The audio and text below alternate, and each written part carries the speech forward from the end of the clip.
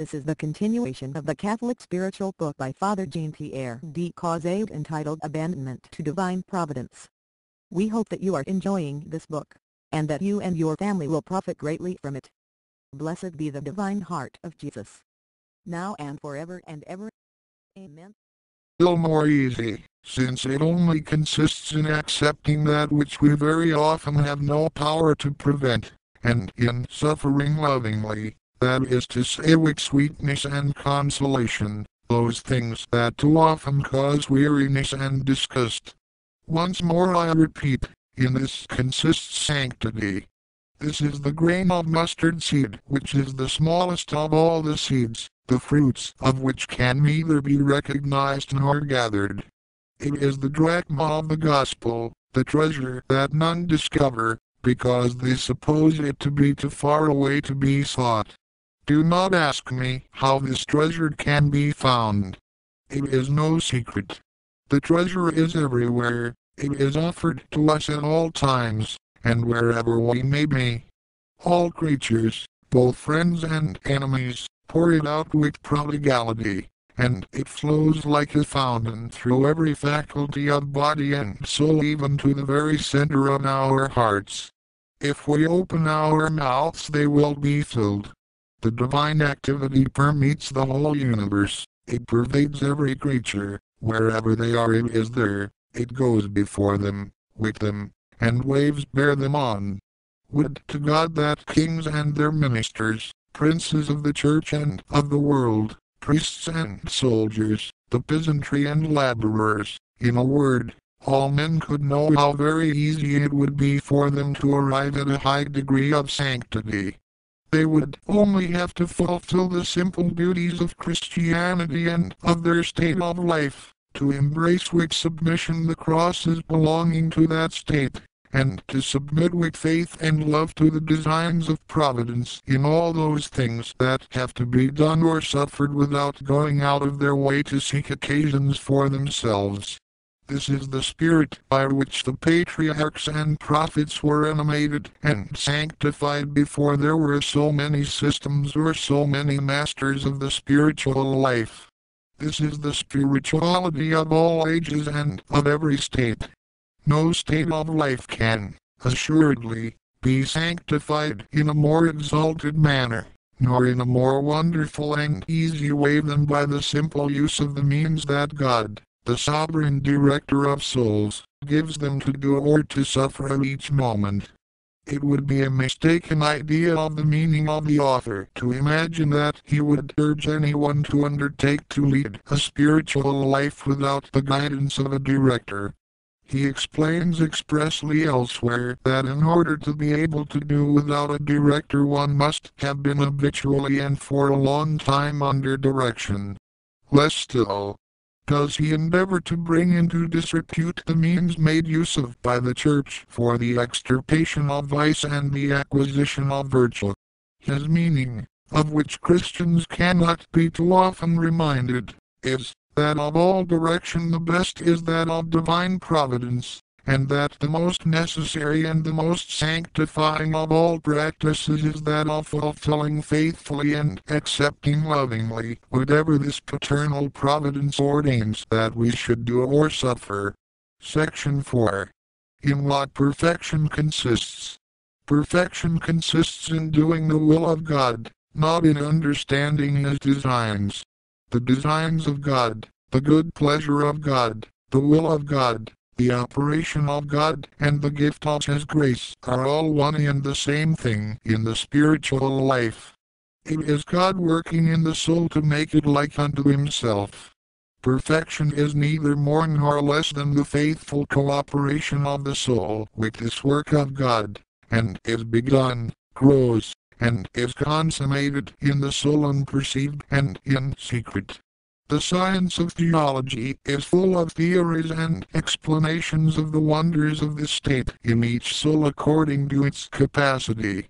One may be conversant with all these speculations, speak and write about them admirably, instruct others and get whole souls, yet, if these theories are only in the mind, one is, compared with those who, without any knowledge of these theories, receive the meaning of the designs of God, and do His holy will, like a sick physician compared to simple people in perfect health.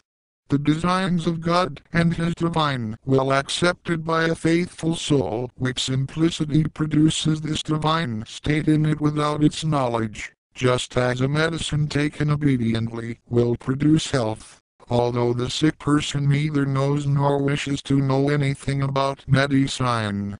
As fire gives out heat, and not philosophical discussions about it, nor knowledge of its effects, so the designs of God and His holy will work in the soul for its sanctification, and not speculations of curiosity as to this principle and this state. When one is thirsty, one quenches one's thirst by drinking, not by reading books which treat of this condition. The desire to know does but increase this thirst. Therefore, when one thirsts after sanctity, the desire to know about it only drives it further away. Speculation must be laid aside, and everything arranged by God, as regards actions and sufferings, must be accepted with simplicity, for those things that happen at each moment by the divine command or permission are always the most holy, the best and the most divine for us. The divine influence alone can sanctify us. Section 5. The divine influence alone can sanctify us. No reading, nor far, as they are the channels of the divine influence.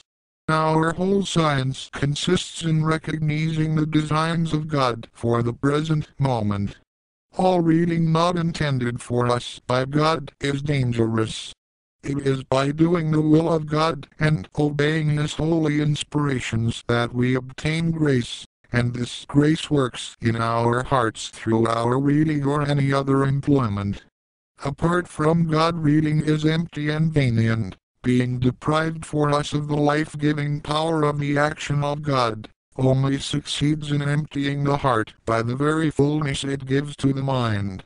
This divine will, working in the soul of a simple ignorant girl by means of sufferings and actions of a very ordinary nature, produces a state of supernatural life without the mind being filled with self-exalting ideas, whereas the proud man who studies spiritual books merely out of curiosity receives no more than the dead letter into his mind, and the will of God, having no connection with his reading, his heart becomes ever harder and more withered. The order established by God and His divine will are the life of the soul, no matter in what way they work, or are obeyed. Whatever connection the divine will has with the mind, it nourishes the soul, and continually enlarges it by giving it what is best for it at every moment. It is neither one thing nor another which produces these happy effects, but what God has willed for each moment. What was best for the moment that has passed is so no longer, because it is no longer the will of God which, becoming apparent through other circumstances, brings to light the duty of the present moment. It is this duty, under whatever guise it presents itself, which is precisely that which is the most sanctifying for the soul. If, by the divine will, it is a present duty to read, then reading will produce the destined effect in the soul.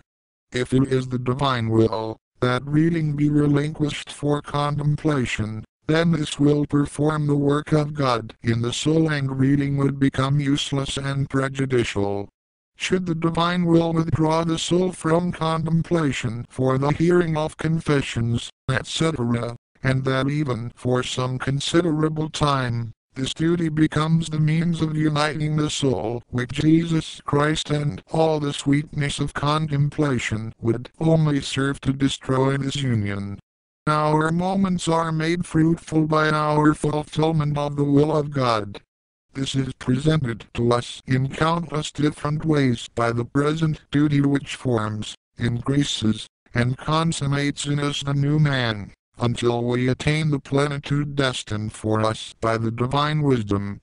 This mysterious attainment of the age of Jesus Christ in our souls is the end ordained by God and the fruit of His grace and of His divine goodness. This fruit, as we have already said, is produced, nourished and increased by the performance of those duties which become successively present, and which are made fruitful by the same divine will. In fulfilling these duties we are always sure of possessing the better part, because this holy will is itself the better part. It only requires to be allowed to act, and that we should abandon ourselves blindly to it with perfect confidence.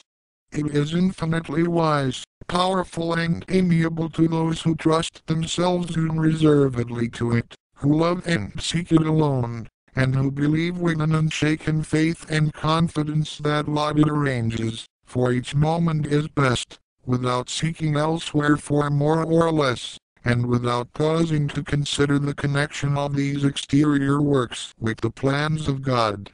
This would be the refinement of self-love. Nothing is essential, real, or of any value, unless ordained by God, who arranges all things and makes them useful to the soul. Apart from this divine will all is hollow, empty, null. There is nothing but falsehood, vanity, nothingness, death. The will of God is the salvation, health and life of body and soul, no matter to what subject it is applied. One must not, therefore, scrutinize too closely the suitability of things to mind or body in order to form a judgment of their value, because this is, no matter what they may be, an efficacious grace by which the image of Jesus Christ is renewed in our souls.